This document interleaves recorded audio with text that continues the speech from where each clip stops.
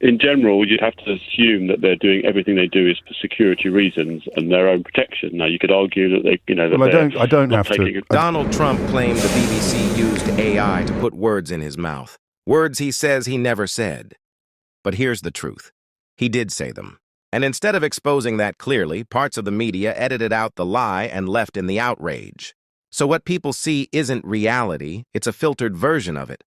If you believe the path forward is built on progress and inclusion, subscribe and let's grow this voice together. Today's conversation chiefly hinges upon the question of whether or not we've reached the point that it often seems we will always reach, which is where, in defense of its existential right, Israel will undertake actions that brook no criticism or even perhaps accommodation of international law. That's all. It's not a question of whether they have the right to do that or whether they should do that. It's a question of whether or not that is where we actually are. Stuart is in Harrow. Stuart, what would you like to say? I don't think that they're not being criticised. There's lots of restraint being urged by UK and America. I also think there's a bit of a false equivalence with the kind of killing of Palestinian children or adults and Israelis. I mean, one is too many, and one life are equal. But one has been killed on purpose, and the other is that awful phrase, collateral damage. So I don't think it helps anyone to say they're murdering them when there's no proof that they are. I mean, there obviously might be some soldiers who do some terrible things, but in general, you'd have to assume that they're doing everything they do is for security reasons and their own protection. Now, you could argue that they, I don't have to assume that, because I don't think it is, and there's lots of people. No, hang on, just let me tell you why. Because you've even got families of the victims now in Israel complaining that this looks more like revenge than not. Well, they're saying it's not revenge, and they're saying it. Look, they're saying the families of the victims are saying it does look like revenge. The families of which victims? The victims of the October the 7th terror attack.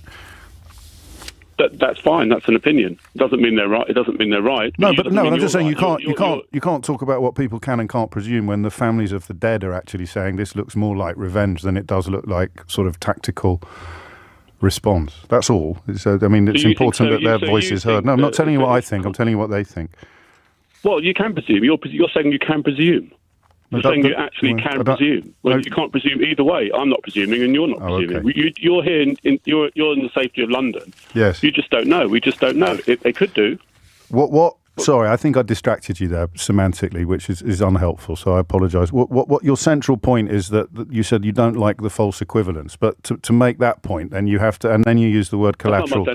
Then you use the word collateral damage. So you're saying that it doesn't matter how many Palestinian people die, it will never be as bad as the murdered Israelis on October the 7th. No, I'm not saying that at all. What's you saying? One is too many. I just say it doesn't help. I just say it doesn't help to call the Israelis murderers and killing, and to make an equivalence between what happened, the massacre, people doing something on purpose, and people not killing people on purpose. Yes, that's what I'm saying. That's where I struggle. One life is the same. How can you say it's not on purpose? Sorry. They're not killing. Their aim, the motivation is not to go and kill children. What is it? That's not their motivation. It's to eradicate Hamas. And Hamas, the existential threat from Israel comes from Hamas. Have you read their founding charter? Yes, of course I have. I quote it regularly on the programme. So there you are. So their existential threat is real and it's from someone next door. But they are not. So the Palestinians that are being killed deliberately.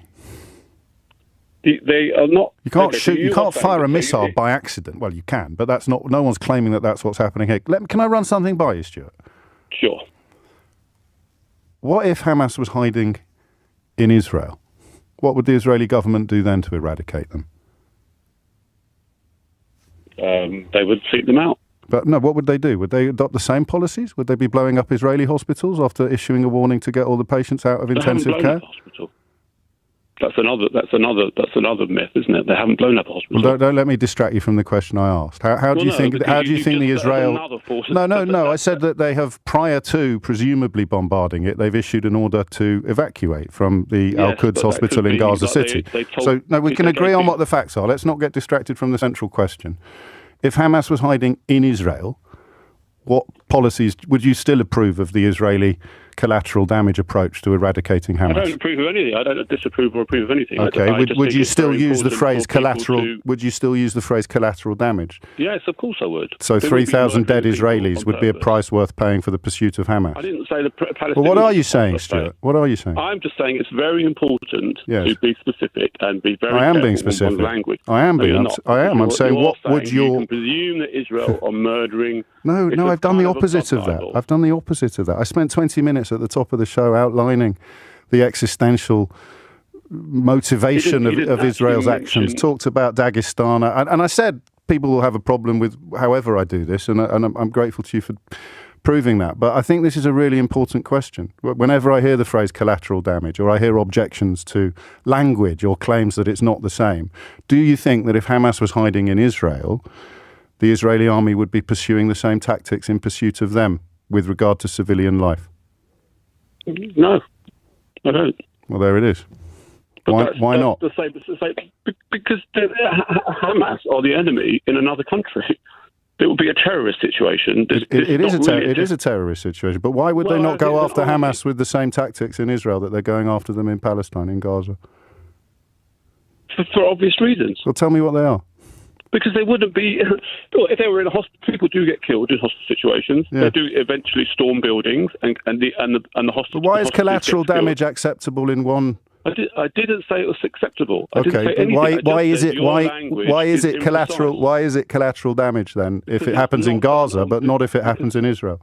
The motivation is different between the murderous death cult. Yes, and I agree. The Israeli I completely agree. But that's why I'm not asking that so question. When you say words like they're doing it on purpose and it's out of revenge, you have absolutely no proof that they are killing. I didn't say they were doing it on revenge. I said families of the victims of Hamas attacks have warned Israel's government that revenge is not a policy amid mounting concerns about civilian casualties in Gaza. You don't get to put words in my mouth, but you do get to answer. Say that, and also you do get to answer my question. Why would it be different for the Israeli army to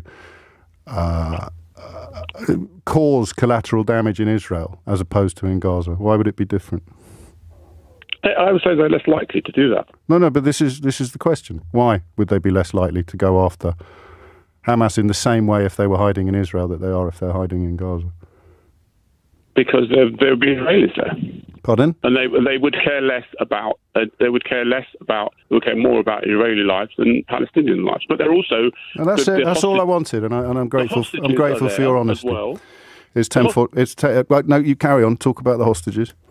Yeah, well, they're being criticised for ignoring the plight of the hostages. So they are willing to make them collateral damage, if you like. And okay. you said that. Yeah, no, I think that seems possible to me, and I think that's pitiful as well. But what you're doing is edging ever closer to the thing that you described at the beginning of your call as false equivalent. I'm just saying you've got to be careful with language. Okay. Well, thanks for the warning. What makes this moment striking isn't just the irony, it's the system behind it. Trump accused the BBC of fake news using AI to fabricate statements he never made. That claim is false. The footage exists. The words exist. No deepfake, no manipulation, just a politician lying. Instead of exposing that lie, parts of the media edited the story, removing the false claims and leaving a cleaned-up attack. By stripping context, they changed the meaning entirely. Suddenly, it's about media bias, not misinformation. This is how distortion works. Not through censorship, but subtle omission.